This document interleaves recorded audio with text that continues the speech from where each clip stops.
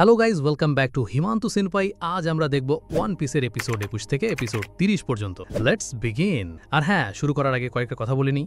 One পিসের বর্তমান এপিসোডগুলোর animation যদিও অতটা ভালো নয়, বাট আমরা যখন আরও কয়েকটা সাগা শেষ করব তখন দেখতে পারবেন টপ ক্লাস অ্যানিমেশন। তো দেখতে আমাদের সাথেই থাকুন।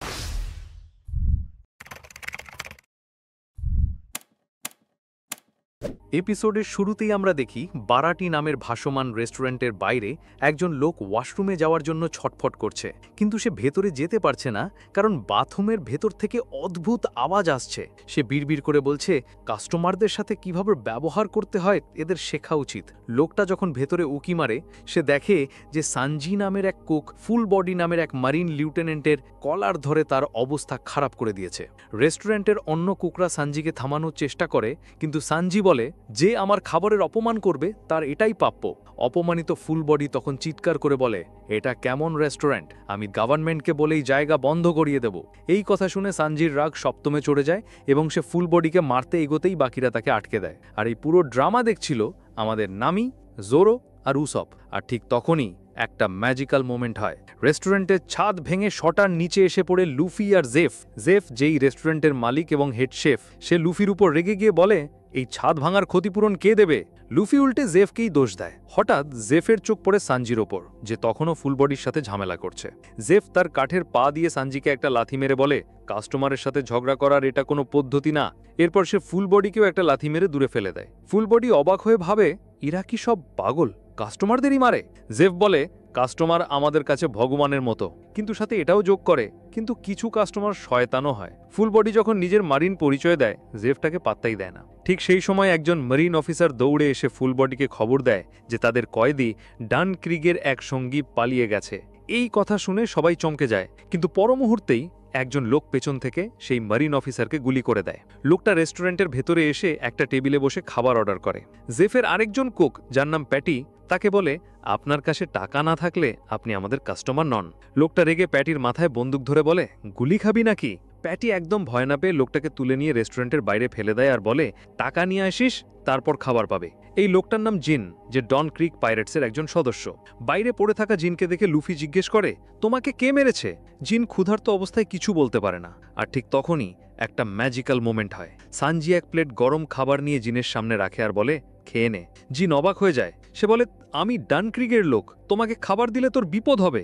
সানজি মুচকি হেসে বলে আমার কাছে ক্ষুধার্ত মানুষই সব, সে শত্রু হোক বা মিত্র তাতে কিছু যায় আসে না। সমুদ্রে ক্ষুধার জ্বালা কতটা কষ্টকর সেটা আমি জানি।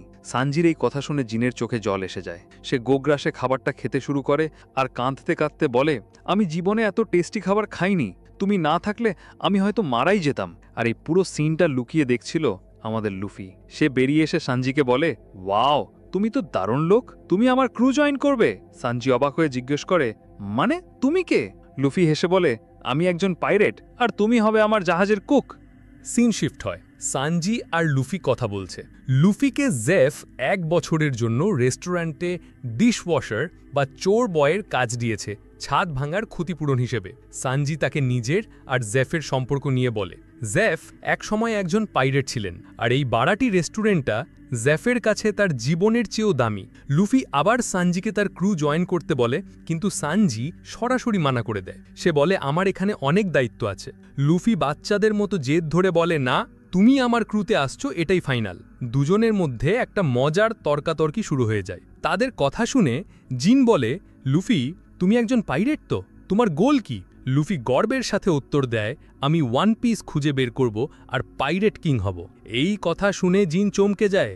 সে লুফিকে বোঝানোর চেষ্টা করে যে গ্র্যান্ড লাইন কতটা ভয়ঙ্কর জায়গা, কিন্তু লুফি তার সিদ্ধান্তে অটল। তারপর জিন সানজিকে খাবারের জন্য ধন্যবাদ জানিয়ে তার ছোট বোট নিয়ে চলে যায়। যাওয়ার আগে সে জেফকে দেখতে পায় আর মনে মনে সানজির জন্য ক্ষমা চেয়ে নেয়, কারণ সে জানে তার জন্য সানজিকে বকা খেতে হবে। কিন্তু জেফ সানজিকে কিচ্ছু বলে না। উল্টে জেফ সানজি যে প্লেটে জিনকে খেতে দিয়েছিল সেটা সমুদ্রে ফেলে দেয় প্রমাণ নষ্ট করার জন্য। সানজির প্রতি জেফের এই সাইলেন্ট কেয়ার দেখে জিন আবেগপ্রবণ হয়ে পড়ে। এরপর শুরু হয় লুফির ওয়েটার হিসেবে টাচ করার পালা।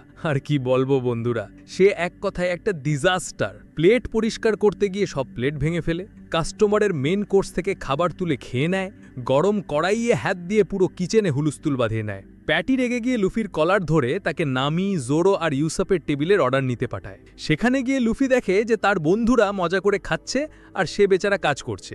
রেগে গিয়ে লুফি তার নাক থেকে ময়লা বের করে জোরোর গ্লাসে মিশিয়ে দেয়, কিন্তু ইউসাপ আর নামি দুজনেই এটা দেখে ফেলে। লুফি কিছু বোঝার আগেই জোরো চালাকি করে সেই গ্লাসটা লুফিকে খাইয়ে দেয়। বেচারা আমাদের লুফি।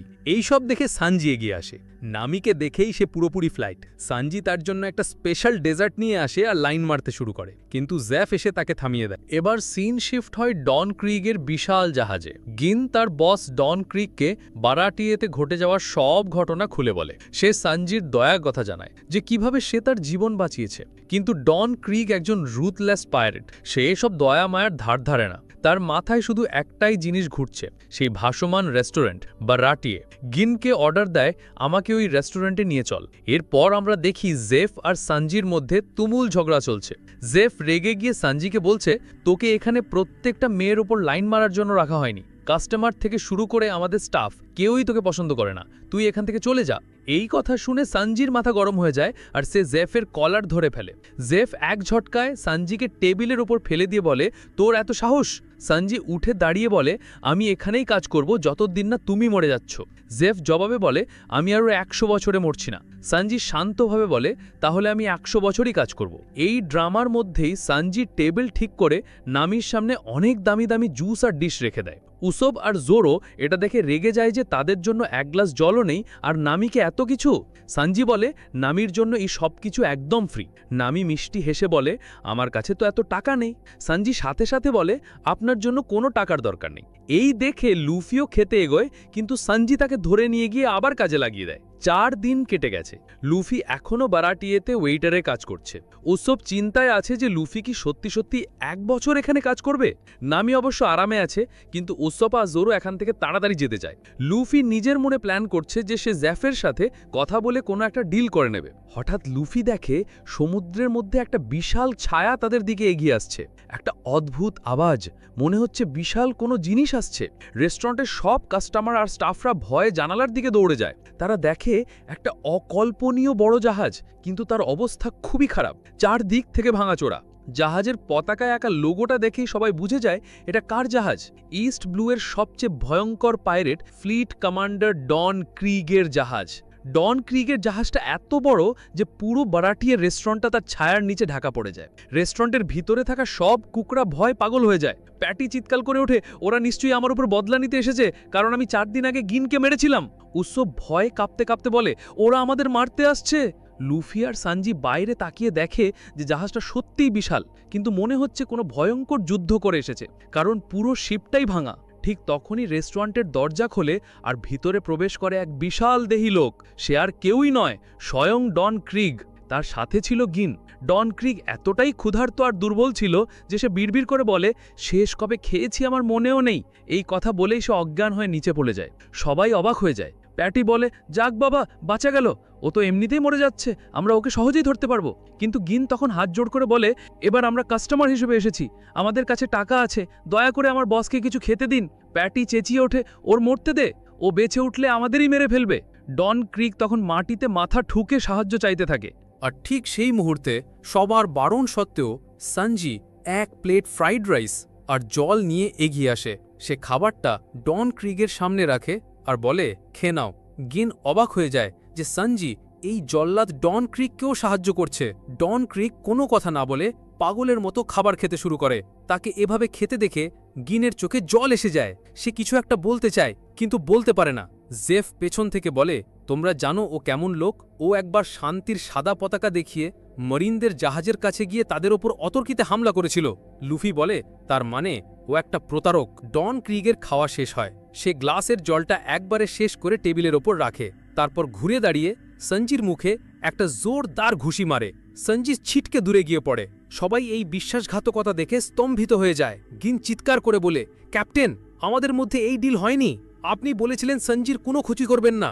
ডন ক্রিগ তার দিকে তাকিয়ে গিনের কাঁধ ধরে এক হাতে তাকে ওপরে তুলে নেয় আর তার হাত ভেঙে দেয়। সঞ্জি কোনো মতে উঠে দাঁড়ায়, তার মুখ দিয়ে রক্ত পড়ছে। ডন ক্রিগ হাসতে হাসতে বলে, এই রেস্টুরেন্টটা আমার পছন্দ হয়েছে, এর খাবারও দারুণ, আজ থেকে এটা আমার। সঞ্জি বলে, তাহলে এই ছিল তোমার আসল উদ্দেশ্য? ডন ক্রিক বলে, হ্যাঁ, তবে তার আগে আমার 100 জন ক্ষুধার্ত ক্রু মেম্বারদের জন্য খাবার বানাও। ওরা 2 সপ্তাহ ধরে কিছু খায়নি। যদি খাবার না পায় ওরা সবাই মারা যাবে। প্যাটি চিৎকার করে বলে, আমরা যদি ওদের খাবার দিই তাহলে তো ওরাই আমাদের আক্রমণ করবে। ডন ক্রিক বলে, হ্যাঁ করবে, আমি তোমাদের অর্ডার করছি, রিকোয়েস্ট করছি না। গিন মাটিতে শুয়ে শুয়ে বলে, সঞ্জি আমাকে মাফ করে দিও, ও একটা নম্বর 1 প্রতারক। অবাক করার বিষয় হলো সঞ্জি উঠে দাঁড়িয়ে কিচেনের দিকে যেতে থাকে। সে বলে, আমি 100 জনের জন্য খাবার বানাতে যাচ্ছি। ডন ক্রিক হেসে বলে, এই ছেলেটাকে আমার পছন্দ হয়েছে। অন্যান্য কুকরা সঞ্জিকে আটকায়। প্যাটি তাকে একটা ঘুষি মেরে বলে, তোর কি মাথায় বুদ্ধি নেই? ওরা খাবার খেয়ে আমাদেরই শেষ করে দেবে। এই বলে প্যাটি বেসমেন্টে ছুটে যায় আর একটা কাপড় দিয়ে মোড়ানো বিশাল অস্ত্র নিয়ে আসে। সেটা ছিল একটা কামান। প্যাটি চিৎকার করে বলে, এই রেস্টুরেন্টকে আমি বাঁচাবো। এই বলে সে ডন ক্রিগের ওপর ফায়ার করে দেয়। পুরো রেস্টুরেন্ট ধোঁয়ায় ভরে যায়। সবাই ভাবে ডন ক্রিগ হয়তো মারা গেছে, কিন্তু ধোঁয়া সরতেই দেখা যায় ডন ক্রিগ তার গোল্ডেন আর্মার দিয়ে নিজেকে বাঁচিয়ে নিয়েছে আর হাসছে। সে তার আর্মারের ভেতর থেকে অসংখ্য বন্দুক বের করে সবার দিকে ফায়ার করতে শুরু করে। লুফি অবাক হয়ে বলে, তাহলে এটাই সেই লোক যার কাছে 50টা জাহাজ আর 5000 পাইরেট আছে? আর ঠিক তখনই জেফ এক বস্তা খাবার নিয়ে ডন ক্রিগের সামনে রাখে আর বলে, এটা নাও আর এখান থেকে চলে যাও। ডন ক্রিগ জেফকে দেখা মাত্রই চমকে ওঠে আর চিৎকার করে তার নাম ধরে ডাকে। জেফ এক বস্তা খাবার ডন ক্রিগের সামনে রেখে দিয়েছে। এই দেখে রেস্টুরেন্টের বাকি কুকরা জেফের ওপর রেগে যায়। তারা বলে, আপনি এটা কি করলেন? এই খাবার খেয়ে ওরা শক্তি ফিরে পাবে আর আমাদের ওপরই হামলা করবে। জেফ শান্তভাবে উত্তর দেয় যে গ্র্যান্ড লাইন থেকে বেঁচে ফিরেছে তার সাথে লড়াই করার ক্ষমতা তোমাদের নেই। এই কথা শুনে সবাই চমকে যায়। ডন ক্রিগ কি সত্যি গ্র্যান্ড লাইন থেকে ফিরেছে? সে তো ইস্টব্লুর শাসক। লুফিও অবাক হয়ে যায়। ডন ক্রিগ হেসে বলে, তাহলে তুমি সেই রেডফুট জেফ, এক সময়কার মহান পাইরেট? জেফ উত্তর দেয়, এখন আমার সাথে তোমার কোনো সম্পর্ক নেই। খাবার নাও আর এখান থেকে বিদায় হও। কিন্তু ডন ক্রিগ বলে, আমি শুনেছিলাম তুমি তোমার বিখ্যাত লাল পাটা গ্র্যান্ড লাইনে হারিয়ে এসেছ। এই বলে সে জেফকে নিয়ে হাসাহাসি শুরু করে। জেফ শান্তভাবে বলে, আমার একটা পা না থাকলেও আমি আমার 2টো হাত দিয়ে রান্না করতে পারি, আর একজন কুকের জন্য এটাই যথেষ্ট। ডন ক্রিগ তখন তার আসল উদ্দেশ্য জানায়। সে বলে, রেডফুট জেফ, আমার তোমার লগ বুকটা চাই, যেখানে তোমার গ্র্যান্ড লাইনের যাত্রার সমস্ত তথ্য লেখা আছে। সে আরও বলে, আমার কাছে শক্তি, সৈন্য সবকিছু আছে, শুধু নেই ইনফরমেশন, আর এই তথ্যের অভাবেই আমি গ্র্যান্ড লাইনে হেরেছি। ওই লগবুকটা পেলে আমি সহজেই ওয়ান পিস খুঁজে বের করতে পারবো। এই কথা শুনে লুফি জেফের সামনে এসে দাঁড়িয়ে বলে, ওয়ান পিস আমি খুঁজে বের করব, তুই না। পাইরেট কিং আমি হব। ডন ক্রিগটাকে বাচ্চা বলে উড়িয়ে দেয়, কিন্তু লুফি তার সিদ্ধান্তে অটল। ডন ক্রিগ তখন তার গ্র্যান্ড লাইনের ভয়ঙ্কর অভিজ্ঞতার কথা বলে। জিন, তার বিশ্বস্ত সঙ্গী, কেঁপে কেঁপে বলে, গ্র্যান্ড লাইন কোনো খেলা নয়। আমাদের 50টা জাহাজের বিশাল নৌবহর আর 5000 সৈন্য মাত্র 7 দিনের মধ্যে ধ্বংস হয়ে গিয়েছিল, আর এই সব কিছু করেছিল মাত্র একজন লোক। এই কথা শুনে রেস্টুরেন্টের সবাই ভয়ে জমে যায়। একজন মানুষ কিভাবে এত বড় একটা ফ্লিটকে ধ্বংস করতে পারে? জিন বলে যে সে শুধু লোকটার বাজ পাখির মতো তীক্ষ্ণ চোখ দেখতে পেয়েছিল। আর ঠিক তখনই জেফ বলে ওঠে, তাহলে তুমিই হক আইজের কথা বলছো? এই নামটা শোনার সাথে সাথেই জোরোর শরীর কেঁপে ওঠে। তার চোখ বড় বড় হয়ে যায়, তার শ্বাস আটকে আসে। সে এতদিন ধরে এই লোকটাকেই খুঁজে বেড়াচ্ছিল। জোরোর এই অবস্থা দেখে উসব জিজ্ঞেস করে, কি হয়েছে জোরো? জোরো কেঁপে কেঁপে বলে, আমি পৃথিবীর সেরা তরোয়ালবাজ হওয়ার জন্য বেরিয়েছি, তাকে হারানোর জন্যই আমি বেঁচে আছি। সে চিৎকার করে বলে, আমাকে কেউ বোকা বলতে পারবে না, আমি আমার স্বপ্নের জন্য নিজের জীবনও দিতে পারি। লুফিও তার বন্ধুর এই ডিটারমিনেশন দেখে সায় দেয়। সানজি এসব দেখে ভাবে, এই ছেলেগুলো সব পাগল। কিন্তু বন্ধুরা, এই ইন্টেন্স মোমেন্টের মধ্যেই ঘটে যায় আরেকটা শকিং ঘটনা। রেস্টুরেন্টের বাইরে থেকে ইয়োসাকু আর জনি দৌড়ে আসে। তারা কাঁদতে কাঁদতে লুফিকে জানায়, নামি আমাদের সব ট্রেজার লুট করে গোয়িং মেরিকে নিয়ে পালিয়ে গেছে। তারা জানায় নামি এতদিন ধরে তাদের সাথে থাকার নাটক করছিল। সে যাওয়ার আগে বলেছে, এই সব কিছুই ছিল আমার প্ল্যান। এই কথা শুনে লুফি, জোরো আর উসব পুরোপুরি স্তব্ধ হয়ে যায়। তারা বিশ্বাসই করতে পারে না যে নামি তাদের সাথে এমন বিশ্বাসঘাতকতা করতে পারে। আর যখন তারা এই ধক্কাটা সামলানোর চেষ্টা করছে, তখনই ঘটে আসল ঘটনা। সমুদ্রে একটা সবুজ মোমবাতি জ্বালানো কফিনের মতো ছোট নৌকা ভেসে ওঠে। ডন ক্রিগের পাইরেটরা সেই নৌকাটাকে ঘিরে আক্রমণ করতে যায়, কিন্তু পর মুহূর্তেই এক আলোর ঝলকানি। চোখের পলকে ডন ক্রিগের বিশাল জাহাজটা, যেটা বারাটির থেকেও বড় ছিল, সেটা মাঝখান থেকে নিখুঁতভাবে দুটুকরো হয়ে যায়। এই অবিশ্বাস্য দৃশ্য দেখে সবাই ভয়ে জমে যায়। ডন ক্রিগ পাগলের মতো চিৎকার করে ওঠে, এটা হতে পারে না, ও এখানে কেন? ও আমাদের পিছু ধাওয়া করে এত দূর চলে এসেছে। সমুদ্রের মধ্যে সেই ছোট নৌকায় বসে থাকা লোকটা আর কেউ নয়, জোরো যাকে খুঁজে বেড়াচ্ছিল। ওয়ার্ল্ডলর্ডস অফ দ্য সির একজন, ড্র্যাকুলে মেহক। মেহককে দেখে জোরোর হাত কাঁপতে শুরু করে। সে তার জীবনের সবচেয়ে বড় চ্যালেঞ্জের মুখোমুখি। এরপর ইয়োসাকু আর জনি নিজেদের মধ্যে কথা বলতে শুরু করে। ঠিক তখনই পেছন থেকে নামি আসে আর ওর টি শার্টটা খুলে রেখে ওদের বলে, তোমরা একটু পেছন দিকে ঘোরো, কারণ আমাকে কাপড় বদলাতে হবে। ইয়োসাকু আর জনি বেচারা একটু লজ্জা পেয়ে যায় আর বলে, ঠিক আছে, আমরা পেছনে ঘুরছি। যেই না ওরা পেছনে ঘোরে, ইয়োসাকু জনিকে বলে যে আমার কিছু একটা গড়বড় লাগছে। নামিয়া যেমন কেন করছে কে জানে। ঠিক তখনই নামির পায়ের আওয়াজ শোনা যায়। ও এদের দিকে এগিয়ে আসছে আর তারপরই দেখা যায় যে নামি ওদের দুজনকে ধাক্কা মেরে সমুদ্রে ফেলে দিয়েছে আর একটা অদ্ভুত মুখভঙ্গি করছে। ইয়োসাকু আর জনি জলে ডুবে ডুবে বলতে থাকে, নামি, আমরা তোমার কি ক্ষতি করেছিলাম? তোমার কথা শুনে আমরা পেছনেও ঘুরলাম আর তুমি আমাদের ধাক্কা মেরে ফেলে দিলে, এর মানে কি? তখন নামি বলে, এই সব কিছুই আগে থেকে প্ল্যান করা ছিল, আমি তো শুধু নিজের কাজই করছি।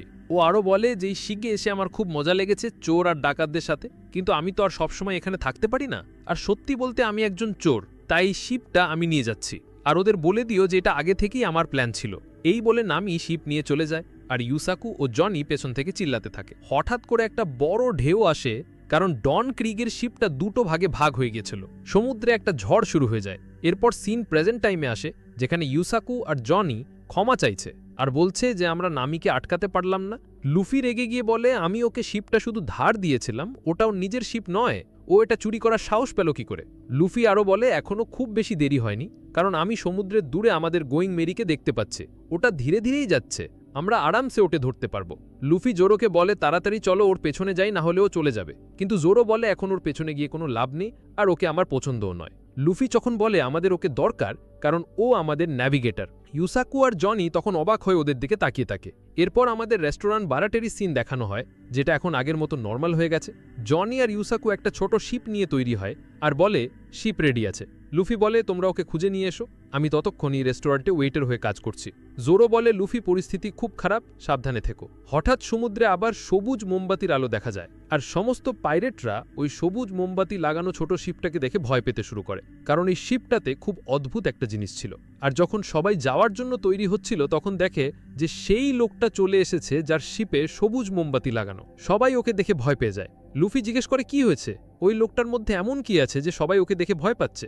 তখন জোরো বলে, এই সেই লোক যার জন্য আমি এতদিন ধরে ঘুরে বেড়াচ্ছিলাম, ওর নাম হক আই মিহক। এরপর মিহকের সিন দেখানো হয়, যে খুব রেগে আছে আর শিপে বসে আছে। একজন পাইরেট বলে, এই সেই লোক যে একটাই 50টা শিপ ধ্বংস করে দিয়েছিল। সমস্ত পাইরেটরা ভয় পেয়ে যায় আর বলে, হ্যাঁ, এ তো সেই লোক। ওরা বলে, এর কাছে তো কোনো অস্ত্রই মনে হচ্ছে না আছে। কিন্তু আরেকজন বলে, ওর অস্ত্র তো ওর পেছনেই আছে, ওই বিশাল বড় তলোয়ারটা। সবাই অবাক হয়ে বলে, এত বড় তলোয়ার? এরপর মিহকের সিন দেখানো হয়, যার চোখ একদম বাজ পাখির মতো, সেই জন্যই ওকে হকাই বলা হয়। জোরোকে দেখানো হয়, ও ভয় পেলেও ওর মধ্যে একটা রাগও ছিল। ও মনে মনে বলে, আজ আমার স্বপ্ন পূরণ হবে ওকে মেরে। ডন ক্রিগের লোকেরা তো এমনিতেই ভয় পেয়ে গেছিল, কারণ মিহক চলে এসেছিল, কিন্তু মিহক ওদের দিকে কোনো পাত্তাই দিচ্ছিল না। একজন পাইরেট মিহকের ওপর বন্দুক চালায়। মিহক বলে, এটা খুব লজ্জার বিষয় যে একজন তলোয়ারবাজের ওপর কেউ বন্দুক চালাচ্ছে, আর ও নিজের তলোয়ারটা সামনে এগিয়ে দেয়। বন্দুকের গুলিগুলো ওর তলোয়ারে লেগে অন্যদিকে ঘুরে যায়। একটা গুলি ওর গায়ে লাগে না, নিজের তলোয়ারের সাহায্যে ও সব গুলি আটকে দেয়। এটা দেখে বাকি পাইরেটরা বলে, অসাধারণ শক্তি। মিহক নিজের তলোয়ারটা আবার পেছনে রেখে দেয়। ঠিক তখনই সামনে আসে জোরো। জোরোকে দেখে সবাই ভয় পেয়ে যায়। একজন লোক ওর 3টে তলোয়ার দেখে বলে, এ কি ররনোয়া জোরো নয় তো? জোরো বলে, আমি তোমার কাছেই এসেছি। মিহক তার দিকে তাকায়। জোরো বলে, আরও শক্তিশালী হওয়ার জন্য। মিহক বলে, তুমি আখির কি বিষয়ে কথা বলছো? জোরো বলে, আমি 7 সমুদ্র পার করে তোমার সাথে লড়াই করতে এসেছি, শুধুমাত্র তোমাকে হারানোর জন্য।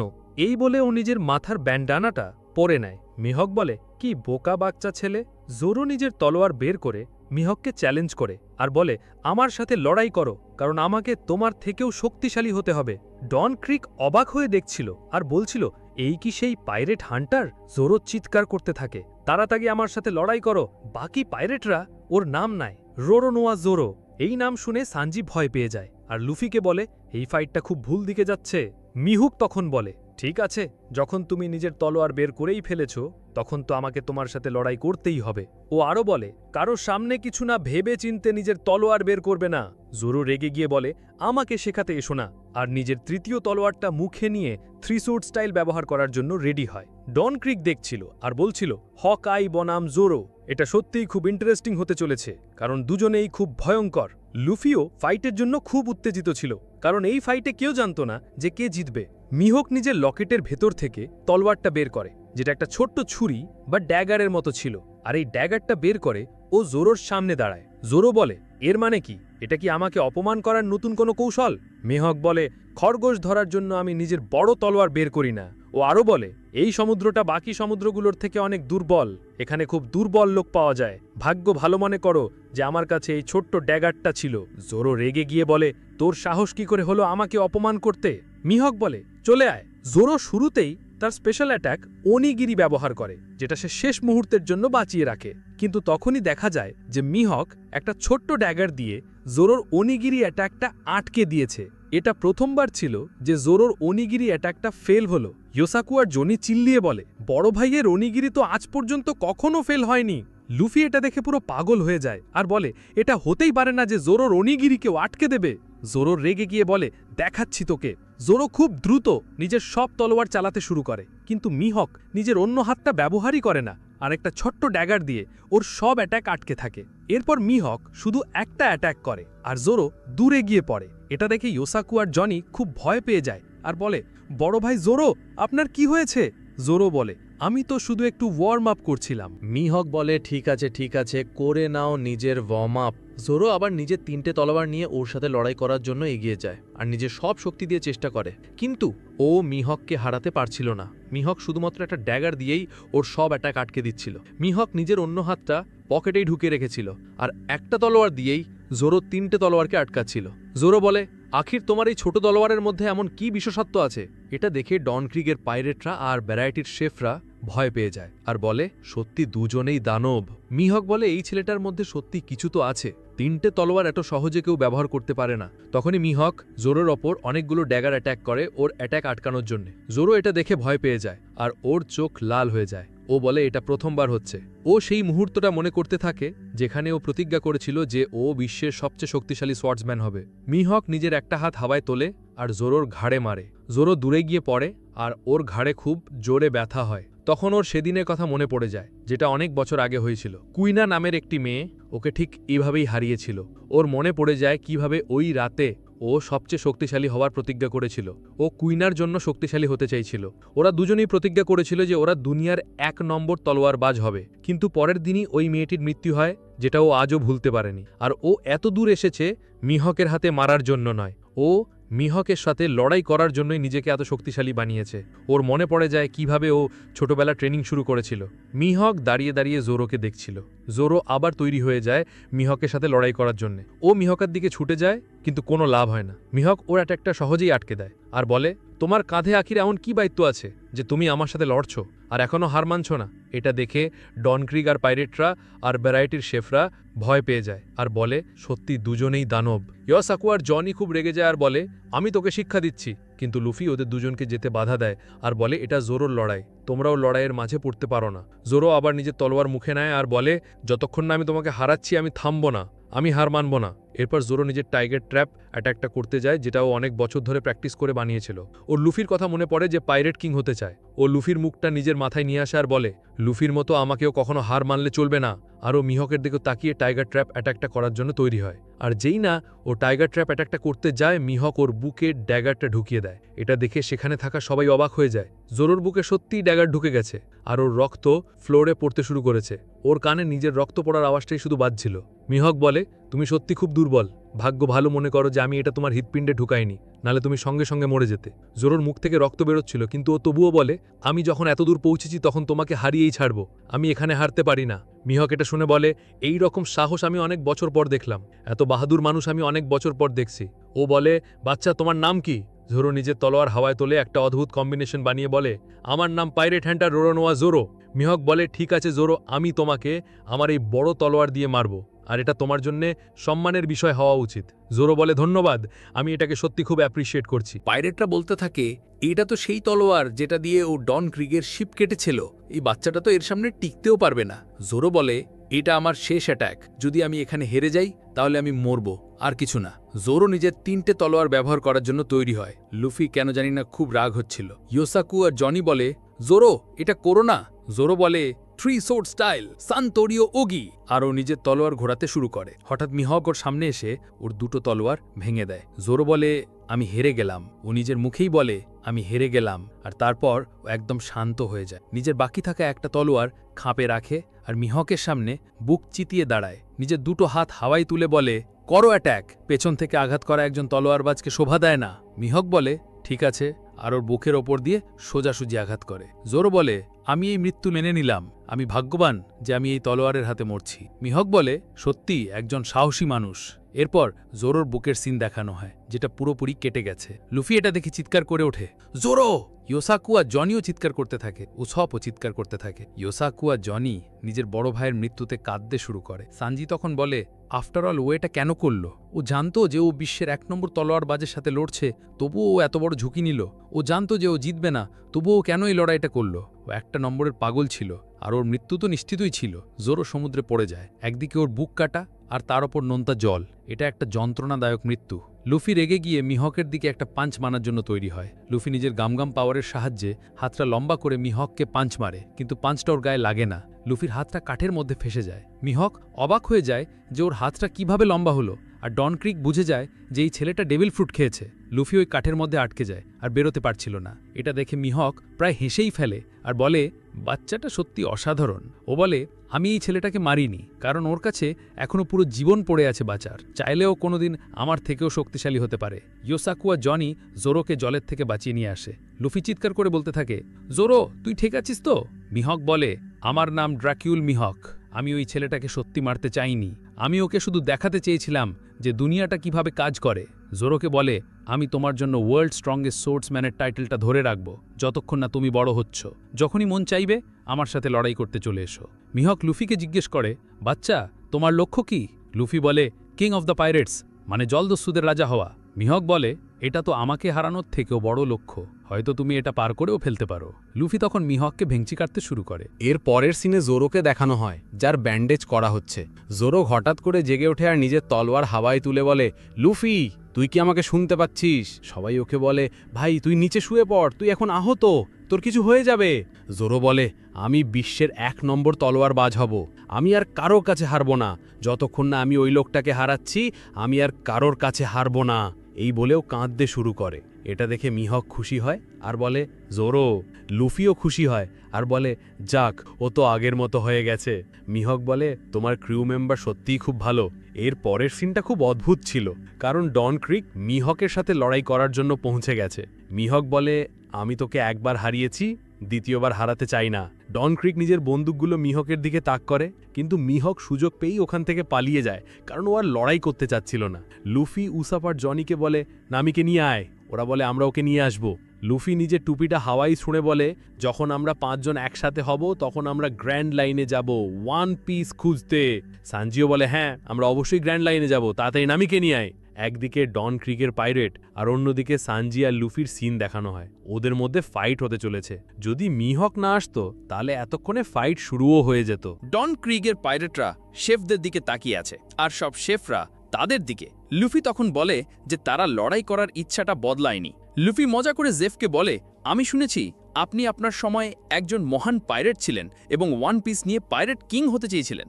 জেফ এটা শুনে বলে, আমি প্রথমবার কোনো বাচ্চাকে এত সাহসের সাথে বলতে শুনলাম যে সে 1 পিস নিতে চায়, তাও আবার কোনো ভয় ছাড়া। লুফি বলে, 1 পিস তো আমি নেবই, কিন্তু আপনি আমার কথার উত্তর দিলেন না। আপনি কি সত্যি পাইরেট কিং হতে চেয়েছিলেন? জেফ উত্তরে বলে, আপাতত আমি এই রেস্টুরেন্টের মালিক, আর এটাই অনেক। অন্যদিকে ডন ক্রিক বলছিল, যদি আমরা এই ভাসমান রেস্টুরেন্টটা পেয়ে যাই তাহলে আমরা সহজেই গ্র্যান্ড লাইনে যেতে পারবো আর সবাইকে বোকা বানিয়ে 2 মিনিটের মধ্যে মেরে ফেলবো। একজন পাইরেট তখন বলে, যদি মিহকের মতো কোনো চালাক লোক এসে এটাকে কেটে দেয় তাহলে? এই কথা শুনে ডন ক্রিক রেগে গিয়ে তাকে গুলি করে মেরে ফেলে। সে বলে, তোমাদের কি এখনো মনে হয় যে মিহক এমনি এমনি জাহাজটা কেটে দিয়েছে? আমার তো মনে হয় ওর কাছে কোনো ডেভিল ফ্রুটের শক্তি আছে। সে আরও বলে, কোনো সাধারণ মানুষ এত বড় জাহাজ কাটতে পারে না। মিহককে তো আমার মানুষই মনে হয় না, মনে হয় ও নিজের আত্মা শয়তানের কাছে বিক্রি করে দিয়েছে। এরপর ডন ক্রিগ জেফের দিকে তাকায় এবং তার মধ্যে পুরানো পাইরেট জেফের ঝলক দেখতে পায়। এটা দেখে সে ভয় পেয়ে যায় এবং তার লোকদের জেফের লগবুকের লোভ দেখিয়ে বলে, যদি আমরা ওই লগবুকটা পেয়ে যাই তাহলে আমাদের ওয়ান পিস নেওয়া থেকে কেউ আটকাতে পারবে না। সানজি তখন বলে, এই রেস্টুরেন্টটা যুদ্ধের ময়দান হয়ে যাবে। তার ছোটবেলার কথা মনে পড়ে যায়, যখন সে একবার ঢেউর মধ্যে ভেসে গেছিল আর এই বিশাল সমুদ্রে হারিয়ে গিয়েছিল। তার একটা ইচ্ছা ছিল যে যদি সে বেঁচে যায় তাহলে সমুদ্রের মাঝে একটা রেস্টুরেন্ট বানাবে, ঠিক এই বারাটির মতো। সে বলে, আমি এই রেস্টুরেন্টটাকে ধ্বংস হতে দেব না। সানজি রেস্টুরেন্টের সমস্ত ফিন বা পাখাগুলো খুলে দিতে বলে। একজন শেফ বলে, এর ফলে রেস্টুরেন্টে অনেক জায়গা হয়ে যাবে আর শত্রুরা লড়াই করার সুযোগ পেয়ে যাবে। সানজি বলে, তুমি সেটা চিন্তা করো না, তুমি শুধু পাখাগুলো খুলে দাও। লাফি তার গোমুগমুনো মীর শক্তির সাহায্যে ডন ক্রিগের ভাঙা জাহাজে পৌঁছে যায়। সানজি বলে, এ তো সত্যি একটা বাঁদরের মতো, এমন লোক কি গ্র্যান্ড লাইনে টিকে থাকতে পারবে? জোরো রেগে গিয়ে বলে, তুমি শুধু ওর ফাইটটা দেখো। লফি জাহাজে গিয়ে একটা কামানের ওপর বসে পড়ে। ডন ক্রিগ বলে, বাচ্চা, তুমি হয়তো জানো না যে যারা ডেভিল ফ্রুট খায় তারা জলে সাঁতার কাটতে পারে না। লুফি বলে যে সে এটা জানে এবং সমুদ্রকে ভয় পায় না। এরপর রেস্টুরেন্টের পাখাগুলো খুলতে শুরু করে, যা মাছের পাখার মতো দেখতে।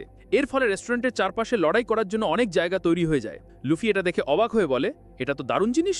প্যাটি আর কার্ন ডন ক্রিগকে হারানোর জন্য একটা ছোট মাছের মতো বোট নিয়ে আসে, যার ভেতরে অনেকগুলো তোপ লাগানো ছিল। তারা ডন ক্রিগের জাহাজে তোপ চালায়, যার ফলে ভাঙা জাহাজটা আরও ভেঙে যায়। কিন্তু ডন ক্রিগ একাই তাদের জাহাজটাকে থামিয়ে দেয় এবং হাওয়ায় ছুঁড়ে ফেলে দেয়। সবাই ভয় পেয়ে যায় যে এটা তাদের রেস্টুরেন্টের ওপর পড়বে, কিন্তু সানজি হাওয়ায় উড়ে গিয়ে বোটটাকে একটা কিক মেরে দূরে সরিয়ে দেয়। সবাই সানজির প্রশংসা করতে থাকে। এরপর ডন ক্রিগের পাইরেটরা শেফদের ওপর হামলা করে আর বলে, আমরা প্রফেশনাল ফাইটার আর তোমরা শুধু শেফ, আমাদের সাথে কিভাবে জিতবে? শেফরা বলে, আমাদের সাধারণ শেফ ভেবো না। এরপর এন্ট্রি হয় এক অদ্ভুত লোকের, যার সারা শরীরে মুক্তার লাগানো শিল্ড ছিল। সে বলে, আমার নাম পার্ল, আমাকে হারিয়ে দেখাও, আমি আমার ক্রুয়ের সবচেয়ে শক্তিশালী মেম্বার। সে প্যাটির ছুরি কেড়ে নেয়, কিন্তু সানজি এসে পাইরেটের মুখে লাথি মেরে প্যাটির ছুরি ফিরিয়ে দেয়। পার্ল সানজিকে বলে, তুমি স্যুট বুটে লড়াই করছো? লুফি তাকে দেখে বলে, এই মুক্তাবালা লোকটা কি অদ্ভুত।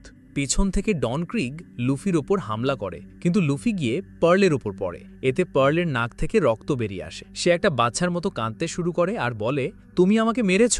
লুফি বলে, ভুল করে লেগে গেছে, আমি তো তোমার ওপর পড়ে গিয়েছিলাম। পার্ল রেগে গিয়ে চিৎকার করতে শুরু করে এবং তার শরীর থেকে আগুন জ্বলে ওঠে। তার চারপাশের পাইরেটদের গায়েও আগুন লেগে যায়। পুরো কাঠের ফ্লোরটা জ্বলতে শুরু করে। সানজি পার্লকে একটা লাথি মারে, কিন্তু পার্লের শিল্ডে কোনো অসর হয় না। সানজি বলে, আমি অনেক জানোয়ার দেখেছি, কিন্তু তুমি সবচেয়ে আলাদা। পার্ল তখন তার শরীর থেকে আগুনের মুক্তা ছুটতে শুরু করে, যার ফলে পুরো রেস্টুরেন্টে আগুন লাগার ভয় তৈরি হয়। জেফ তখন হাওয়ায় লাথি চালিয়ে আগুন নিভিয়ে দেয়। পার্ল এটা দেখে অবাক হয়ে যায়।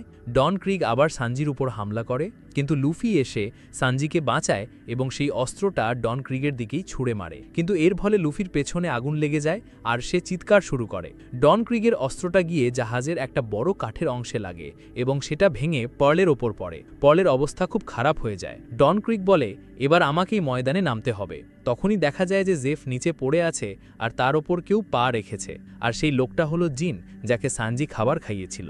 সানজি আর লুফি অবাক হয়ে তার দিকে তাকায়। লুফি খুব রেগে আছে, কারণ সে জেফের মাথায় বন্দুক ধরে রেখেছে। লোকটি বলছে, আমার কিছু যায় আসে না যে সে কে, আর সে লড়াইও করতে পারবে না, তাই আমি তাকে আরামে মারতে পারি। সানজি রেগে গিয়ে তাকিয়ে থাকে। ডন ক্রিগের লোকটি জিন সানজিকে বলে, আমি আপনাকে মারতে চাই না, তাই এই জাহাজ ছেড়ে চলে যান। প্যাটি তার ওপর রাগ করে, কিন্তু সানজি বলে, আমি এই রেস্টুরেন্ট খালি করব না। সে আরও বলে, আর জেফের কথা বলছো, তাকে তো মারতেই পারো, সে এমনিতেও বুড়ো হয়ে গেছে আর তার একটা পাও নেই, তাই সে এখন আমাদের কোনো কাজের না, আর আমার তার রান্নাও পছন্দ না।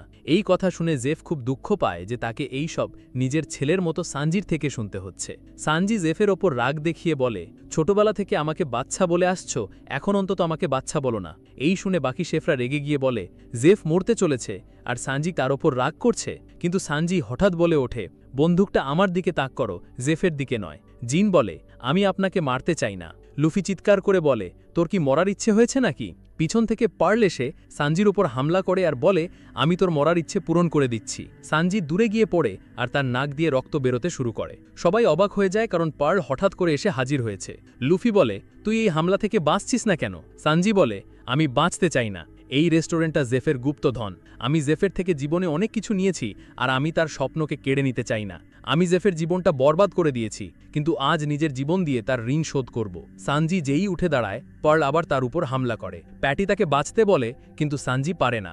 পার্ল নিজের দুটো শিল্ড দিয়ে সানজির মাথায় আঘাত করে, যার ফলে সানজির সারা মুখে রক্ত ছড়িয়ে পড়ে। সানজি যখন মাটির দিকে পড়ছিল তখন তার অতীতের কথা মনে পড়ে যায়। আর আমাদের সানজির অতীত দেখানো হয়। সেখানে একটা পিঙ্ক রঙের জাহাজ ছিল, যেটা একটা রেস্টুরেন্ট ছিল। ছোট সানজি বলছিল যে সে একদিন অল ব্লুটি অবশ্যই যাবে। অন্য শেফরা বলছিল যে অল ব্লু এর মতো কিছু হয় না, ওটা শুধু স্বপ্নেই থাকে। সানজি বলছিল অল ব্লু সত্যিই আছে। East Blue, West Blue, North Blue আর সাউথ ব্লু, এই 4টে সমুদ্রের মাছ যেখানে একসাথে পাওয়া যায় সেটাই হলো অল ব্লু। সে বলতো আমার স্বপ্ন হলো ওই সমুদ্রে যাওয়া আর নতুন নতুন ডিশ রান্না করা।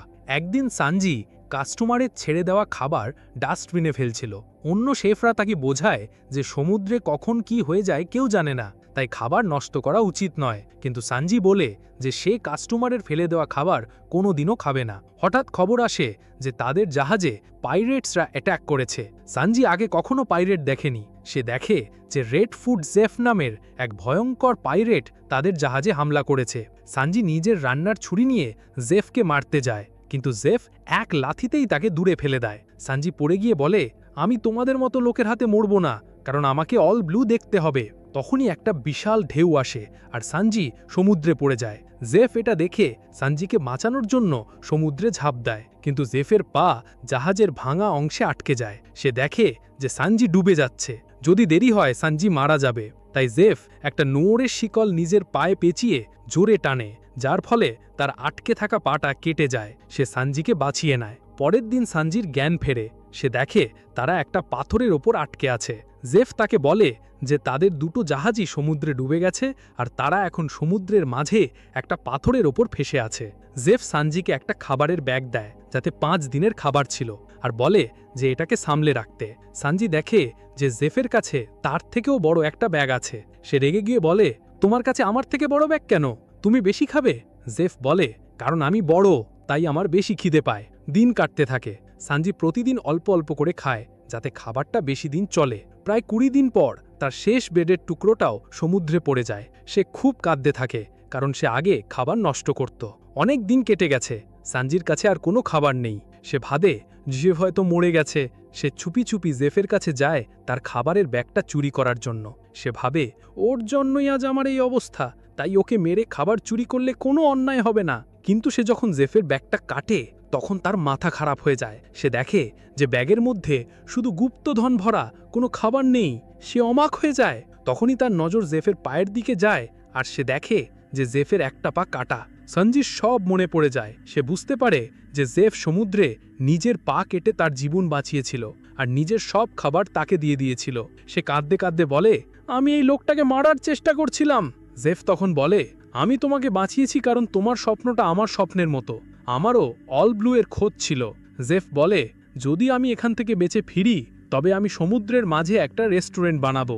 সানজি কাঁদতে কাঁদতে বলে, আমিও আপনাকে সাহায্য করব। হঠাৎ তারা একটা জাহাজের আওয়াজ শুনতে পায় আর দেখে যে একটা জাহাজ তাদের দিকে আসছে। সানজি গলা ফাটিয়ে চিৎকার করে বলে, এদিকে এসো, আমাদের সাহায্য করো।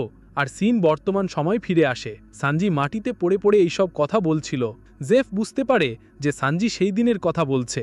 সানজি উঠে দাঁড়ায় আর বলে, আজ আমি ওনার ঋণ শোধ করব। আমি তোমাকেও হারাবো আর এই রেস্টুরেন্টকেও বাঁচাবো। লুফি সবটা বুঝতে পারে আর প্রচণ্ড রেগে যায়। লুফিকে এত রাগে আগে কখনো দেখা যায়নি। সে নিজের পা গোমুগোমুনো মিয়ের শক্তি দিয়ে অনেক উঁচুতে নিয়ে যায় আর চিৎকার করে গোমুগোমুনো বলে পুরো শক্তি দিয়ে কাঠের ফ্লোরে মারে। পুরো ফ্লোরটা ভেঙে চুরমার হয়ে যায়। লুফি অ্যাটাক করার পর হাওয়ায় ল্যান্ড করে আর খুব খুশি হয়। ও হাসতে হাসতে বলে, আমি করে দেখিয়েছি। সানজি রেগে গিয়ে বলে, এটা তুই কি করলি? তোর কোনো ধারণাও আছে? ডন ক্রেগও রেগে গিয়ে বলে, তুই কি জাহাজটাকে ভাঙতে চাস? আমার এই জাহাজটা গ্র্যান্ড লাইনে যাওয়ার জন্য দরকার। যদি এটা ভেঙে যায় তাহলে কোনো কাজেই আসবে না। ও রেগে গিয়ে তার লোক গিনকে জেফকে গুলি করে মারতে বলে, কিন্তু গিন বলে, আমি ওনাকে কিভাবে মারব? উনি আমাদের খাবার দিয়ে প্রাণ বাঁচিয়েছেন। ডন ক্রেগ আরও রেগে গিয়ে বলে, তুই আমার সামনে ওর প্রশংসা করছিস? লুফি বুঝতে না পেলে বলে, আমি তো শুধু একটা পাখা ভেঙেছি, এতে তোমরা এত রেগে যাচ্ছ কেন? সানজি বলে, তোর কোনো ধারণা নেই তুই কি করেছিস। তুই জাহাজটাকে পুরো বরবাদ করে দিয়েছিস। লুফি তখন বলে যে তার আসল উদ্দেশ্যই হলো জাহাজটাকে ডুবিয়ে দেওয়া। এই কথা শুনে সানজি প্রচণ্ড রেগে গিয়ে লুফির কলার ধরে বলে, কি বললি তুই? জাহাজটাকে ডোবাবি? লুফি বলে, এই লোকটার জন্য তুই মরতে যাচ্ছিস, তাই আমি আগেই জাহাজটাকে ডুবিয়ে দেব, যাতে তুই তো ঋণ শোধ করতে গিয়ে মরতে না পারিস। এই কথা শুনে জেফ শুয়ে শুয়ে হাসতে থাকে। লুফি বলে, মরাটাই সবকিছুর সমাধান নয়, তুই অন্যভাবেও জেফের ঋণ শোধ করতে পারিস। সানজি বলে, আমাকে শেখাতে এসিস না যে আমাকে কি করতে হবে। ডন ক্রেগের লোক গিন তখন বলে, এই সব আমার জন্যই হচ্ছে। ঠিক তখনই পার্ল এসে বলে, তোমরা মরার জন্য লড়াই করো না, যদি মরতেই হয় আমি তোমাদের মেরে দেব। তোমরা জানো না যে তোমরা কাদের সামনে দাঁড়িয়ে আছো। কিন্তু গিন হঠাৎ পার্লকে এক ঘুষিতে তার বর্ম ভেঙে দেয়।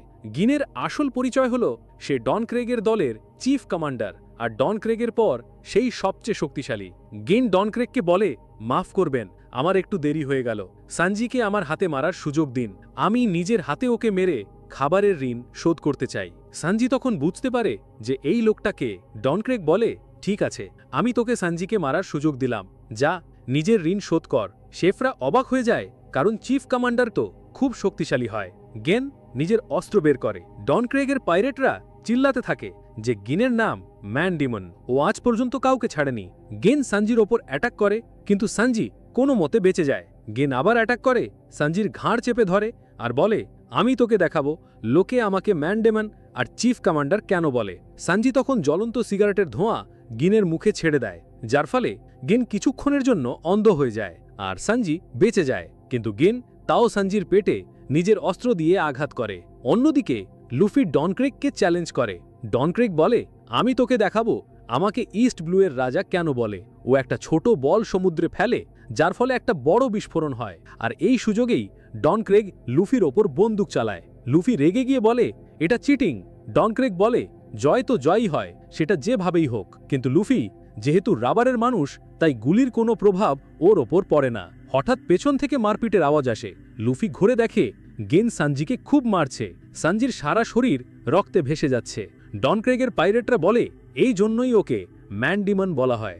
গেন আবার সানজিকে অ্যাটাক করতে যায়, কিন্তু সানজি অনেক কষ্টে বেঁচে যায় আর গিনকে একটা লাথি মারে। এটা সানজির প্রথম অ্যাটাক ছিল গিনের ওপর, কিন্তু এরপরেই সানজির পেটে প্রচণ্ড ব্যথা শুরু হয়। জিন আবার সানজির ঘাড় চেপে ধরে। লুফি দাঁড়িয়ে দাঁড়িয়ে সব দেখছিল, কারণ সে অন্যের লড়াইয়ে নাক গলায় না। হঠাৎ দেখা যায় যে জিন কাঁদছে। সানজি বুঝতে পারে না যে জিন কেন কাঁদছে। জিন নিজের অস্ত্র ফেলে দেয় আর ডন ক্রিগকে চিৎকার করে বলে, আমি এটা করতে পারবো না, আমি এই লোকটাকে মারতে পারবো না। সে কাঁদতে কাঁদতে বলে, আমি সানজিকে মারতে পারবো না, ও আমার প্রাণ বাঁচিয়েছে। এই কথা শুনে ডন ক্রিগ রেগে গিয়ে বলে, তুই আমার সাথে বিশ্বাসঘাতকতা করছিস, তুই জানিস এর পরিণাম কি হবে? জিন বলে, আমি জীবনে প্রথমবার কাউকে মারতে পারছি না, কারণ যখন আমি মরার মতো অবস্থায় ছিলাম তখন এই লোকটাই আমাকে বিনামূল্যে খাবার খাইয়েছিল। আমি সবাইকে মারতে পারি, কিন্তু এই লোকটাকে না। ডন ক্রিগ তখন বলে, ঠিক আছে, তাহলে আমাকে এটাই ব্যবহার করতে হবে। ও একটা বিষাক্ত গ্যাস বোমা MH5 বের করে আর বলে, এটা ইস্ট ব্লুর সবচেয়ে বিষাক্ত গ্যাস। আমি এটা এখানে ছেড়ে দেব যাতে সবাই মরে যায় আর আমি আরামে জাহাজটা নিয়ে যেতে পারি। সবাই মাস্ক খুঁজতে শুরু করে। জিনও ভয়ে মাস্ক বের করে। ডন ক্রিগ বলে, তুই মাস্ক লাগালে দেখে নিস, তুই আমার সাথে বিশ্বাসঘাতকতা করেছিস। জিন বুঝতে পারে যে তার বাঁচার কোনো উপায় নেই। সে লুফিকে সবাইকে বাঁচানোর জন্য বলে। লুফি জিন আর সানজি দুজনকেই বাঁচানোর চেষ্টা করে। জিন নিজের মাস্কটা জলে ফেলে দিয়ে বলে, বিশ্বাসঘাতকতা করার জন্য আমার শাস্তি হলো মৃত্যুই। লুফি ভয় পেয়ে যায় যে কেমন লোক নিজে মরতে তৈরি। ডন ক্রিগ গ্যাস বোমাটা ছেড়ে দেয়, সবাই মাস্ক পরে নেয়। লুফি তখন দুটো মাস্ক ছিনিয়ে নিয়ে সানজি আর জিনের দিকে ছড়ে দেয় আর বলে, তোমরা এই মাস্কটা পরে নাও। কিন্তু ততক্ষণে অনেক দেরি হয়ে গেছে। MH5 গ্যাস চারিদিকে ছড়িয়ে পড়েছে আর লুফির কাছে কোনো মাস্ক নেই। লুফির কাছে কোনো মাস্ক ছিল না আর সে পাগলের মতো বলছিল, আমি মরে যাব। ঠিক তখনই জিন নিজের মাস্কটা লুফিকে দিয়ে দেয় আর লুফির জীবন বাঁচায়। হঠাৎই MH5 গ্যাসটা ব্লাস্ট করে আর চারিদিকে গোলাপি ধোঁয়া ছড়িয়ে পড়ে। ডন ক্রিগ নিজেও মাস্ক পরে এই দৃশ্য দেখছিল যে কিভাবে পুরো রেস্টুরেন্টে বিষাক্ত গ্যাস ছড়িয়ে পড়েছে আর সবাই মরতে বসে আছে। দূরে থাকা শেফরা দেখছিল আর বলছিল, বিশ্বাস হচ্ছে না যে ও গ্যাসটা ছেড়েই দিল। রেস্টুরেন্টের উপর দিয়ে উড়ে যাওয়া একটা পাখি সেই গ্যাসের সংস্পর্শে আসতেই মরে নিচে পড়ে যায়। এ থেকেই বোঝা যায় যে MH5 গ্যাসটা ইস্ট ব্লুর সবচেয়ে বিষাক্ত গ্যাস। ধীরে ধীরে গ্যাসের প্রভাব কমতে থাকে। দেখা যায় যে জিন জোর করে সানজিকে মাস্ক পরিয়ে রেখেছে, কিন্তু নিজে মাস্ক পরেনি। লুফি বুঝতে পারে যে জিন নিজের মাস্কটা তাকে দিয়ে দিয়েছে আর নিজের জীবনের ঝুঁকি নিয়ে লুফির জীবন বাঁচিয়েছে। ডন ক্রিগ এটা দেখে হাসতে থাকে আর বলে, কি বোকা লোক। শেফরা বলে, বিশ্বাসঘাতকতা করার এটাই পরিণাম। সানজি জিনকে এভাবে মরতে দেখে খুব কষ্ট পাচ্ছিল। ডন ক্রিগ তখনও হাসছিল আর বলছিল, তোর এটা করার কি দরকার ছিল? সানজি বলে, জিন তুই ভুল লোককে নিজের বস মেনে নিয়েছিস। শেফরা ডন ক্রিগকে গালি দিতে থাকে। ডন ক্রিগের পাইরেটদেরও বিশ্বাস হচ্ছিল না যে সে তাদের চিফ কমান্ডার জিনকে মেরে ফেলেছে, যে কিনা ফুল বডির সাথে লড়াইয়ের সময় ডন ক্রিগের প্রাণ বাঁচিয়েছিল। জিন যন্ত্রণায় ছটফট করছিল, তার মুখ থেকে রক্ত বেরোচ্ছিল। সে প্যাটিকে অ্যান্টিডোট আনতে বলে। প্যাটি বলে, অ্যান্টিডোট তো আমরা খারাপ খাবারের ফুড পয়জনিং আটকানোর জন্য ব্যবহার করি, এটাতে কাজ করবে না। শেফরা তাকে সেকেন্ড ফ্লোরে নিয়ে যেতে বলে, কারণ তার উপর এখনও গ্যাসের প্রভাব ছিল। ডন ক্রিগ বলে, ওকে বাঁচিয়ে কোনো লাভ নেই, কারণ MH5 থেকে আজ পর্যন্ত কেউ বাঁচেনি, বড়জোর 1 ঘন্টা বাঁচবে, আর তারপর মরে যাবে। লুফির বিশ্বাসঘাতকতা একদমই পছন্দ নয়। ক্যাপ্টেন কুরোর সময়ও এমনটাই হয়েছিল। লুফি আবার রেগে গিয়ে বলে, লোকেরা একে অপরকে ধোঁকা দেয় কেন? সানজি তার হাত ধরে বলেন, ওখানে যাস না, ও আমাদের মেরে ফেলবে। লুফি বলে, আমি এত সহজে মরব না, আমাকে এখনো অনেক দূর যেতে হবে। এই বলে লুফি ডন ক্রিগের দিকে ছুটে যায়। ডন ক্রিগ লুফিকে আটকানোর জন্য সমুদ্রে কাঁটাওয়ালা জাল ফেলে যায় আর লুফির ওপর বন্দুক চালাতে শুরু করে। কাঁটাগুলো রাবারের শরীর ভেদ করে লুফির শরীরে ঢুকে যায়, কিন্তু লুফি থামে না। সে গোমু গোমু নমিয়ের শক্তি দিয়ে ডন ক্রিগের উপর অ্যাটাক করে। ডন ক্রিগ বাঁচার জন্য একটা কাঁটাওয়ালা চাদর বিছিয়ে দেয়। লুফি সেই কাঁটার ওপরই নিজের মুক্কা দিয়ে আঘাত করে। ডন ক্রিগ দূরে গিয়ে ছিটকে পড়ে। সবাই অবাক হয়ে যায় যে কাঁটার ওপর মারা সত্ত্বেও লুফি কিভাবে ওকে ফেলে দিল। লুফির হাত থেকে রক্ত বেরোতে থাকে। সে শরীর থেকে কাঁটাগুলো বের করতে করতে বলে, আজ তোর মৃত্যু হবে, না হয় আমার।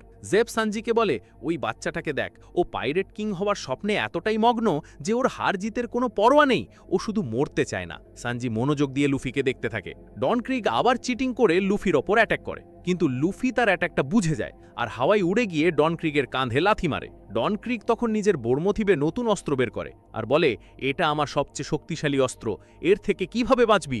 লুফি বলে, তোর কাছে আর কত অস্ত্র আছে? ডন ক্রিগ বলে, আমার পুরো শরীরটাই অস্ত্র দিয়ে তৈরি। সে লুফির দিকে একটা বিস্ফোরণ ঘটায়। লুফি দূরে গিয়ে পড়ে, কিন্তু গোমু গোমু নমিয়ের শক্তির সাহায্যে নিজেকে সামলে নেয়। সে বলে, আমি শুধু একটু ক্লান্ত, আমার শক্তি কমেনি। ডন ক্রিগ বলে, মেনে নে, তোর ডেভিল ফ্রুট আমার সামনে কোনো কাজের না। সে লুফির ওপর সমানে অ্যাটাক করতে থাকে। লুফি তার একটা অস্ত্র ধরে ফেলে, কিন্তু ডন ক্রিগ তাও বিস্ফোরণ ঘটিয়ে লুফিকে দূরে ফেলে দেয়। লুফির পুরো শরীর কালো হয়ে যায়, কিন্তু সে আবার উঠে দাঁড়ায়। লুফি আবার ডন ক্রিগের সামনে লড়াই করার জন্য পৌঁছে যায়। ডন ক্রিগ আবার অ্যাটাক করে। লুফিও পাল্টা অ্যাটাক করে। একটা বিশাল বিস্ফোরণ হয় আর চারিদিক ধোঁয়ায় ভরে যায়। লুফি হাসতে হাসতে বলে, জানিস আমি কি করেছি? ডন ক্রিগ রেগে গিয়ে বলে, কি করেছিস তুই? দেখা যায় যে লুফি ডন ক্রিগের নতুন অস্ত্রের ব্লেডটা ভেঙে দিয়েছে। লুফি বলে, তুই অস্ত্র ছাড়া কিছুই না, তাই আমি তোর অস্ত্রই ভেঙে দিলাম। জেব বলে, ওর কাছে যতই অস্ত্র থাকুক, ও অস্ত্রহীন লুফির কাছেই হারবে। লুফি বলে, তৈরি হয়ে যা আমার হাতে মার খাওয়ার জন্য, দেখ আমার কাছে কোনো অস্ত্র নেই। লুফি বলছিল, জলের ওপর এই ছোট্ট কাঠের টুকরোটাই তোকে হারানোর জন্য যথেষ্ট। ডন ক্রিগ রেগে গিয়ে বলে, তাই নাকি?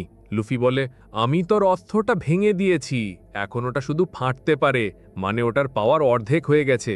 ডন ক্রিগ বলে, আমার অর্ধেক পাওয়ারের অস্ত্রই তোকে উড়িয়ে দেওয়ার জন্য যথেষ্ট। লুফি হাসতে হাসতে তাকে ভ্যাংচি কাটে।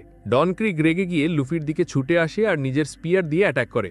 লুফি লাফিয়ে ওপরে গিয়ে ঝুলে পড়ে আর বলে, আমি এখানে আছি। ডন ক্রিগ রেগে গিয়ে লুফি যেখানে ঝুলছিল সেই জায়গাটা নিজের অস্ত্র দিয়ে ভেঙে দেয়। লুফি হাওয়ায় ভাসতে থাকে, কিন্তু সে ওই কাঠের টুকরোটাকেই অস্ত্র হিসেবে ব্যবহার করে ডন ক্রিগের দিকে ছুঁড়ে মারে। ডন ক্রিগ নিজের হাতে থাকা মিসাইল দিয়ে লুফির ওপর অ্যাটাক করে। স্যানজি অবাক হয়ে বলে, ওর কাছে আর কত অস্ত্র আছে? লুফি তখন নিজের গোমু গোমুনো গ্যাটলিং অ্যাটাক করে, যেখানে সে ডন ক্রিগের ওপর অসংখ্য মুক্কা মারে। পাইরেটরা অবাক হয়ে বলে, এই ছেলেটার মুক্কা তো 100-র থেকেও বেশি মনে হচ্ছে, ও এত জোরে মারছে। শেফরা লুফিকে চিয়ার করতে থাকে। লুফি নিচে ল্যান্ড করে আর ভাবে যে এবার হয়তো ডন ক্রিগের আর্মার ভেঙে গেছে, কিন্তু ডন ক্রিগ হাসতে হাসতে বলে, তোর মতো বাচ্চাদের মতো মুক্কা আমার এই আর্মার ভাঙার জন্য যথেষ্ট নয়। লুফি রেগে গিয়ে ডন ক্রিগের দিকে তাকায় আর ছুটে গিয়ে নিজের গোমু গোমুনো পিস্টল অ্যাটাক করে। লুফি তার গোমু গোমুনো পিস্টলের সাহায্যে ডন ক্রিগের আর্মারে সজোরে মারে। এবার ডন ক্রিগের সত্যি চিৎকার বেরিয়ে যায়। লুফি তার পুরো হাতের শক্তি দিয়ে অ্যাটাক করেছিল, আর এবার ডন ক্রিগের উপর অ্যাটাকের প্রভাব পড়েছিল। ডন ক্রিগ নিজের স্পিয়ার দিয়ে আবার অ্যাটাক করে, যার ফলে লুফি দূরে গিয়ে পড়ে। ডন ক্রিগ রেগে গিয়ে লুফির দিকে ছুটে আসে আর বলে, তোর মতো বাঁদর আমার বর্ম ভাঙার জন্য যথেষ্ট নয়। লুফি বলে, আমি প্রায় ভেঙে দিয়েছিলাম। কিন্তু লুফি যখন ওপরে তাকায় তখন দেখে যে ডন ক্রিগ সেখানে নেই। সে অবাক হয়ে যায়। দেখা যায় ডন ক্রিগ জাহাজের পোলের একদম ওপরে উঠে গেছে। সে ওপর থেকে বলে, আমি সবচেয়ে শক্তিশালী, লোকে আমাকে এমনি এমনি ইস্ট ব্লুর রুলার বলে না, তোর কাছে তো শুধু একটা ডেভিল ফ্রুটের শক্তি আছে। লুফি তার দিকে তাকিয়ে হাসতে থাকে। লুফি নিচে হাত রাখে আর গোমু গোমুনো মিয়ের সাহায্যে নিজের হাত লম্বা করে ওপরে উঠতে থাকে। ডন ক্রিক তার উপর অ্যাটাক করে, কিন্তু লুফির কিছু হয় না। লুফি হাওয়ায় এসে নিজের গোমু গোমুনো বাজুকা অ্যাটাক করে। ডন ক্রিক দূরে গিয়ে পড়ে আর ভুল করে তার অনেকগুলো বোমা নিচে ফেলে দেয়। লুফির বাজুকা অ্যাটাকের পর ডন ক্রিগের অবস্থা খুব খারাপ হয়ে যায়। সে বলে, লড়াইটা আমি জিতে গেছি। কিন্তু সে দেখে যে তার আর্মারে ফাটল ধরতে শুরু করেছে। সে বলে, এখন আর এসবের কোনো লাভ নেই, কারণ আমি আগেই জিতে গেছি। সে যে বোমাগুলো ফেলেছিল সেগুলোতে চারদিকে বিস্ফোরণ হতে শুরু করে। স্যানজি লুফিকে বাঁচতে বলে, কিন্তু ততক্ষণে অনেক দেরি হয়ে গেছে। চারদিকে শুধু জল আর জল। ডন ক্রিগ হাসতে হাসতে বলে, ও আমার টক্করের ছিলই না। হঠাৎ ধোঁয়ার মধ্য থেকে লুফি বেরিয়ে আসে আর চেল্লায়, গোমু গোমু! ডন ক্রিগের চোখ ফেটে চারটে হয়ে যায়। সে বলে, ওর মধ্যে এখনো প্রাণ বাকি আছে। লুফি আবার গোমু গোমুনো বাজুকা অ্যাটাক করে ডন ক্রিগের আর্মারে মারে। ডন ক্রিগের আগে থেকেই ভাঙা আর্মার এবার পুরোপুরি চুরমার হয়ে যায়। ইস্ট ব্লু এর রুলার ডন ক্রিগের আর্মার একটা বাচ্চা ছেলে লুফি নিজের এটাকে ভেঙে দিয়েছে। আর্মারের টুকরোগুলো হাওয়ায় ছড়িয়ে পড়ে। লুফি আর্মার ভাঙার পর হাসতে হাসতে বলে, এখন জোর স্টিলের আর্মারের কি হলো? সানজি এইসব দেখে অবাক হয়ে যায়। সবাই লুফিকে চিয়ার করতে শুরু করে। ডন ক্রিগ তখন নিজের হাত থেকে একটা স্টিলের জাল বের করে লুফির উপর ছুড়ে যায়। সে বলে, এটা স্টিলের জাল, তুই এটা সহজে ভাঙতে পারবি না। আমি তোকে নিয়েই মরব। তুই ডেভিল ফ্রুট খেয়েছিস, তাই তুই সমুদ্রে সাঁতার কাটতে পারবি না। ডন ক্রিগের পুরো প্ল্যানটাই ছিল লুফিকে সমুদ্রে ডোবানোর। লুফি বলে, আমি এই জাল থেকে বেরোতে পারবো না, কিন্তু নিজের হাত পা তো বের করতে পারবো। লুফি গোমু গোমুনো মিয়ের সাহায্যে নিজের হাত পা লম্বা করে বাইরে বের করে আর সেগুলোকে নিজেদের মধ্যে পেঁচিয়ে একটা বিশাল দড়ির মতো বানিয়ে ফেলে। লুফি ডন ক্রিগকে ওই দড়ি দিয়ে পেঁচিয়ে ধরে আর বলে, এত সহজে আমি জলে ডুবে মরব না। লুফি নিজের গোমু গোমুনো জায়ান্ট নেট অ্যাটাক করে আর ডন ক্রিগকে সজোরে কাঠের ফ্লোরের ওপর আছড়ে মারে। এই অ্যাটাকের পর ডন ক্রিগের অবস্থা খুব খারাপ হয়ে যায়। লুফি হাওয়ায় হাসতে থাকে। শেফরা বলতে শুরু করে, আমরা জিতে গেছি, আমরা আমাদের রেস্টুরেন্টকে বাঁচিয়ে নিয়েছি। প্যাটি বলে, এই বাচ্চা ছেলেটা করে দেখিয়েছে। জিনেরও জ্ঞান ফেরে। সে জিজ্ঞাসা করে, কি হয়েছে? প্যাটি বলে, লুফি তোর মালিককে হারিয়ে দিয়েছে। কিন্তু এই সব করার পর লুফি স্টিলের জালসহ জলে ডুবে যায়। সানজি লুফির টুপিটা ভাসতে দেখে। জেফ সানজিকে বলে, স্বপ্নের জগতে থেকো না, পারলে লুফিকে বাঁচাও। সানজি বলে, লুফিকে বাঁচাতে হবে মানে? ও তো ডেভিল ফ্রুট খেয়েছে আর সমুদ্রকে অভিশাপ দিয়েছে যে ও কোনোদিন সাঁতার কাটতে পারবে না। সানজি রেগে গিয়ে বলে, এইসব আপনারা আমাকে এখন বলছেন? সে নিজের কাপড় খুলে লুফিকে বাঁচানোর জন্য সমুদ্রে ঝাঁপা দেয়। জেফের সেই দিনের কথা মনে পড়ে যায় যেদিন সে সানজিকে বাঁচিয়েছিল। সে বলে, ইতিহাস নিজেকে আবার রিপিট করছে। সানজি দেখে যে লুফি অনেক গভীরে চলে গেছে। সে দেখে লুফি একদম জলের তলায় পড়ে আছে। সানজি তার জালটা খোলার চেষ্টা করে, কিন্তু জালটা খুব টাইট ছিল। সানজিরও শ্বাস ফুরিয়ে আসছিল। সে ভাবে, তোমরা কেমন লোক, মরার আগেও হার মানো না? তার জোরোর কথা মনে পড়ে যায় যে মিহকের সাথে লড়াই করার সময় মরতে মরতেও হার মানেনি। সানজি কোনোমতে লুফিকে জাল থেকে বের করে ওপরে নিয়ে আসে, কিন্তু হঠাৎ সানজির চোখ খোলা থেকে যায়। সে দেখে যে সমুদ্রের মাছ একসাথে ঘুরছে। তার মুখ থেকে একটাই শব্দ বেরোয়, আর সেটা হলো অল ব্লু। সানজির ছোটবেলার স্বপ্ন সত্যি হয়ে গেছে। ওপরে জিন ডন ক্রিগের হেরে যাওয়ায় কাঁদছিল। সে বলছিল, আমি তো ভেবেছিলাম ডন ক্রিগের সাথে গ্র্যান্ড লাইনে যাব। সে বলে, আমি ওকে সবচেয়ে শক্তিশালী মানুষ মনে করতাম, আর আজও হেরে গেল। সানজি লুফিকে উপরে নিয়ে আসে আর তাকে জাগানোর চেষ্টা করে, কিন্তু লুফি উঠছিল না। হঠাৎ দেখা যায় যে লুফি নাক ডাকে ঘুমাচ্ছে। সানজি তার মাথায় একটা চাটি মারে আর খুশি হয় যে লুফি ঠিক আছে। হঠাৎ ডন ক্রিগ আবার উঠে দাঁড়ায় আর বলে, সবচেয়ে শক্তিশালী আমি। সে তার নিজের পাইরেটদের সাথেই লড়াই করতে শুরু করে। জিন এসে ডন ক্রিগের পেটে একটা ঘুষি মারে আর বলে, ডন ক্রিগ, আমরা হেরে গেছি। জিন সানজিকে বলে, এই সব কিছুর জন্য ধন্যবাদ, তুমি আমার প্রাণ বাঁচিয়েছ। আর লুফিকেও বলে দিও যে আমরা গ্র্যান্ড লাইনে ওর জন্য অপেক্ষা করব। সে বলে, এখন ডন ক্রিগ আর আমার একটাই স্বপ্ন, গ্র্যান্ড লাইনে যাওয়া আর ওয়ান পিস নেওয়া। লুফিকে বলে দিও ওর কম্পিটিটর আমরা। সানজি প্যাটিকে ওদের জন্য একটা বোট আনতে বলে।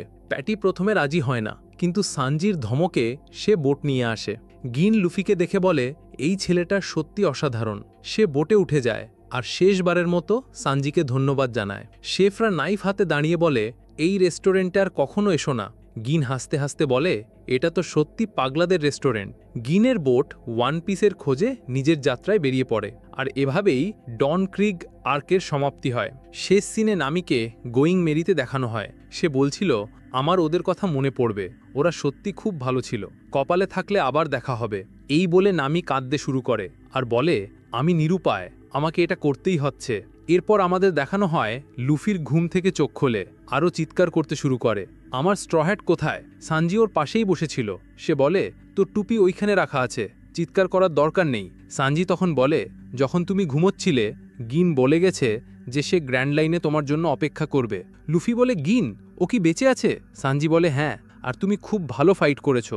লুফি এই সুযোগে তাকে জিজ্ঞেস করে, তাহলে তুমি কি আমাদের ক্রু জয়েন করছো? সানজি বলে যে সে পাইরেট হতে চায় না, তার নিজের স্বপ্ন আছে। সে বলে, যতক্ষণ না জেফ বুড়ো হয়ে মারা যাচ্ছে আমাকে এই রেস্টুরেন্টে দেখাশোনা করতে হবে। লুফি বলে, বাজে কথা বলো না, আর ওর কলার ধরে বলে, তোমাকে আসতেই হবে। সানজি বলে, আমি আসতে পারবো না, কারণ আমার আরও অনেক স্বপ্ন আছে। সে বলে যে তাকে একদিন গ্র্যান্ড লাইনে গিয়ে অল ব্লু খুঁজে বার করতে হবে। এই কথা শুনে বোঝা যায় যে আগে সানজি যে অল ব্লু দেখেছিল সেটা হয়তো তার চোখের ভ্রম ছিল, আসল অল ব্লু হয়তো গ্র্যান্ড লাইনেই আছে। লুফি জিজ্ঞেস করে, অল ব্লু আবার কি? প্যাটি তাকে বোঝাতে শুরু করে যে East Blue, West Blue, South Blue আর নর্থ ব্লু, এই 4টে সমুদ্রের মাছ যেখানে একসাথে পাওয়া যায় সেই জায়গাটাকেই সে অল ব্লু বলবে। এরপর সব শেফদের খাবার সময় হয়ে যায়। লুফি আর সানজি গেট খুলে ভেতরে আসে। প্যাটি জিজ্ঞেস করে, আমাদের খাবার কোথায়? ইয়োসাকু বলে, তোমাদের জন্য কোনো টেবিল চেয়ার নেই, তোমরা মাটিতে বসে খেতে পারো। সানজি বলে, এটা একটা রেস্টুরেন্ট, এখানে টেবিল চেয়ার তো থাকা উচিত। লুফি বলে, ঠিক আছে, আমরা মাটিতেই বসে খেয়ে নেব। প্যাটি স্যুপ খেতে খেতে হঠাৎ চিৎকার করে ওঠে, এই স্যুপটা কে বানিয়েছে? সানজি গর্ব করে বলে, স্যুপটা আমি বানিয়েছি, ভালো হয়েছে তাই না? প্যাটি রেগে গিয়ে বলে, স্যুপটা একদম জানোয়ারের খাবারের মতো, কোনো স্বাদই নেই। সানজি রেগে আগুন হয়ে যায়। সে প্যাটির কলার ধরে বলে, তুই যা বলছিস ভেবে চিনতে বল। বাকি শেফরাও বলে যে স্যুপটা একদম বাজে। সানজি আরও রেগে গিয়ে বলে, তাহলে তোমরা এরকম স্যুপ বানিয়ে দেখাও। জেফ এসে সানজির বানানো স্যুপটা খায় আর বলে, আমরা সমুদ্রের চেফ, আমরা খাবার নষ্ট করি না। এই বলে তিনি পুরো স্যুপটা শেষ করে প্লেটটা নিচে ভেঙে ফেলেন আর বলেন, স্যুপটা একদম বাজে ছিল। সানজি বুঝতে পারে যে আজকের স্যুপটা হয়তো সত্যি খারাপ হয়েছে। জেফ বলেন, একদম জানোয়ারের খাবার। সানজি জেফের কলার ধরে বলে, তাহলে তুমি এর থেকে ভালো স্যুপ বানিয়ে দেখাও। জেফ বলেন, আমার রান্না তোর থেকে অনেক ভালো, আমি অনেক বছর ধরে কুকিং করছি। সানজি বলে, আমাকে আবার বাচ্চা বলবে না। এই বলে সে রেগে গিয়ে সেখান থেকে চলে যায়। লুফি চুপচাপ স্যুপ খাচ্ছিল। ও বলে, আমার তো স্যুপটা খুব ভালো লেগেছে। জেফ বলেন, আমরা জানি স্যুপটা খুব ভালো ছিল, সানজি খুব ভালো রান্না করে। লুফি জিজ্ঞেস করে, তাহলে তোমরা ওকে এমন কেন বললে? ও তো রেগে দুঃখ পেয়ে চলে গেল। লুফি জানতে পারে যে সানজি দরজার বাইরে দাঁড়িয়ে সব শুনছে। জেফ বলেন, সানজির ছোটবেলা থেকে একটাই স্বপ্ন, অল ব্লু দেখা, আর সেটা গ্র্যান্ড লাইনেই পাওয়া যাবে, আর ওটা তখনই সম্ভব হবে যখনও তোমার শিপ জয়েন করবে। প্যাটি বলে, হ্যাঁ, আমরা চাইও নিজের স্বপ্ন পূরণ করুক। সানজি বাইরে বসে এইসব শুনছিল আর খুব দুঃখ পাচ্ছিল। সে কাঁদছিল আর ভাবছিল যে আমি এদের সম্পর্কে কত ভুল ভেবেছি, ওরা তো খুব ভালো আর চাই আমি নিজের স্বপ্ন পূরণ করি। সে মনে মনে বলে, আমি তোমাদের সব কথা শুনতে পাচ্ছি। লুফি তাকে বলে, আমি তোমাকে জোর করব না, কিন্তু জেফ বলেন যে সানজি এমনি এমনি রাজি হবে না। ঠিক তখনই একটা হাঙর রেস্টুরেন্টের দিকে ছুটে আসে। সানজি সেটা থেকে ভয় পেয়ে যায়। হাঙরটা রেস্টুরেন্টের ব্যালকনিতে ধাক্কা মারে আর ব্যালকনিটা আবার ভেঙে যায়। হাঙরের মুখ থেকে ইয়োসাকু বেরিয়ে আসে। লুফি তাকে দেখে বলে, তোমরা তো নামিকে খুঁজতে গিয়েছিলে, এখানে কি করছো? ইয়োসাকু কাঁদতে কাঁদতে লুফিকে বলে যে নামি একটা খুব ভয়ঙ্কর জায়গায় চলে গেছে। লুফি আর ইয়োসাকু যাওয়ার জন্য তৈরি হয়। সানজি পেছন থেকে লুফিকে আটকায় আর বলে, জেফ আর আমার স্বপ্ন দুটোই খুব পাগলামিতে ভরা, কেউ জানে না যে ওগুলো পূরণ হবে কিনা। লুফি বলে, তুমি কি বলছো? সানজি বলে, আমি তোমাদের ক্রুতে যোগ দিতে চাই, কারণ আমাকে গ্র্যান্ড লাইনে গিয়ে অল ব্লু দেখতে হবে। লুফি আর ইয়োসাকু এই কথা শুনে খুব খুশি হয়ে নাচতে শুরু করে। শেফরা খুশি হলেও বাইরে থেকে রাগ দেখায়। সানজি বুঝতে পারে যে ওরা অভিনয় করছে। জেফ লুফিকে একটা ছোট বোর্ড দেন। জেফ বলেন, বাচ্চারা, এই লগবুকটা নাও, এটা আমার গ্র্যান্ড লাইনের যাত্রার কথা, তোমাদের কাজে লাগবে। কিন্তু লুফি বলে যে তার এটার দরকার নেই, কারণ সে নিজের মতো করে ওয়ান পিস খুঁজে বের করতে চায়। সানজি নিজের জিনিস গোছাতে যায়। সে তার আর জেফের ছোটবেলার ছবি দেখে। সে পুরো রেস্টুরেন্টটা একবার ঘুরে দেখে আর তার ছোটবেলার কথা মনে পড়ে যায়। সানজি যখন যাচ্ছিল, প্যাটি আর কার্নে মজা করে তার উপর হামলা করে আর বলে, ছোটবেলা থেকে তুই আমাদের অনেক মেরেছিস, আজ আমরা বদলা নেব। সানজির চোখ জলে ভরা ছিল। পেছন থেকে জেফের আওয়াজ আসে, সানজি, নিজের খেয়াল রাখিস, ঠান্ডা লাগাস না। জেফের এই কথা শুনে সানজি আর নিজেকে সামলাতে পারে না। তার চোখ দিয়ে জল পড়তে শুরু করে। সে মাটিতে মাথা ঠেকিয়ে চিৎকার করে বলে, ওনার জেফ, আমাকে বাঁচানোর জন্য ধন্যবাদ, আপনার এই ঋণ আমি কোনোদিনও ভুলব না। জেফও কাঁদতে শুরু করে। বাকি শেফরাও কাঁদতে থাকে। প্যাটি বলে, তাড়াতাড়ি চলে যা। সানজি বোটে ওঠে আর সবাইকে বিদায় জানায়। শেফরা তাকে বলে, আবার আসিস। সানজির বোট তার নতুন যাত্রার জন্য রওনা দেয়। শেষ সিনে আমাদের গোয়িং মেরিকে দেখানো হয়, যেখানে নামি ট্রাভেল করছে। নামির চোখে ভয় দেখা যাচ্ছিল, যেন সে কোনো বিপজ্জনক জায়গায় যেতে ভয় পাচ্ছে। তো বন্ধুরা, আজকের এপিসোডটা এখানেই শেষ করছি। আপনারা আমাকে কমেন্ট সেকশনে জানাতে পারেন যে এই জায়গাটা কোনটা হতে পারে। দেখা হচ্ছে ওয়ান পিসের পরের এপিসোডে। Until then, tata.